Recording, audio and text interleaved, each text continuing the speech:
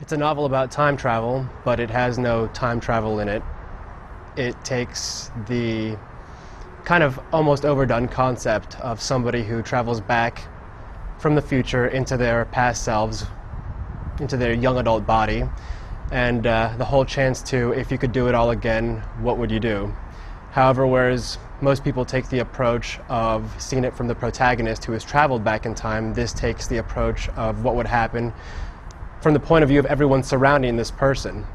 In a story, you've got the person in the future, they go back to the past, and you know that they have gone back to the past, you're with them. Imagine what it must look like to everyone else if you suddenly woke up one day and, say, your best friend started acting in this completely irrational manner.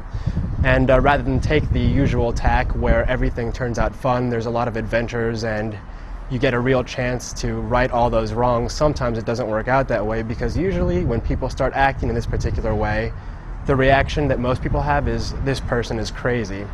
So that's why I say there's no real time travel in it. There's a bit of a mystery as to whether or not the person in question is actually going through what they say they're going through, and whether or not people are willing to go with this person on this journey and thus probably become a little crazy themselves.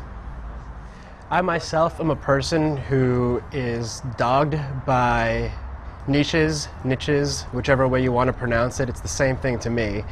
Categorization, especially in my lifetime, has always been an issue.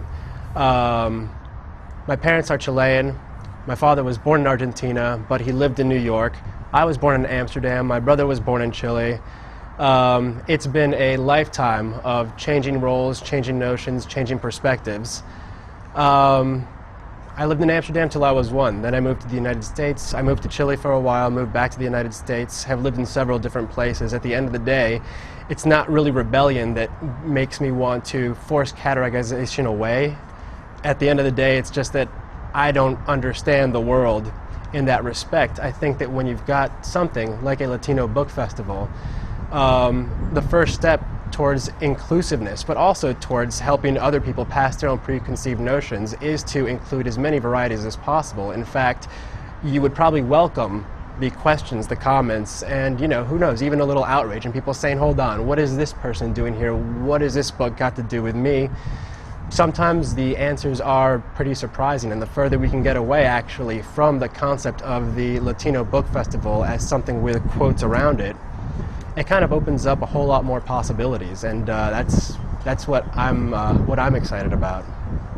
Part of the great things about, I don't know, any experience, I suppose, is not knowing what you're going there for. A lot of people, when they go to book fairs, especially anything involving the arts all around, bring with them whatever they're looking for. I think the best experiences are when people show up and find the exact opposite.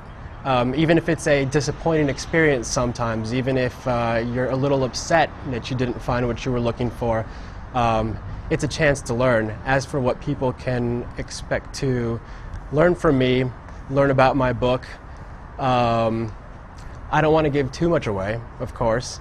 It's a very nice day. That's what I'd like to say right now. Is that it's a very nice day. I'm very glad to be here. I'm excited to be a part of this. Small is good. I like the fact that there's going to be sort of just a tight sense of a collective gathering that's going to happen. Some of the bigger names, some of the bigger places, the bigger art festivals may garner more names, more media attention, more excitement, but in that wide open space, a lot gets lost. So I'm looking for some warmth, and there's not a whole lot of that in this world. So I'd advise as many people as possible to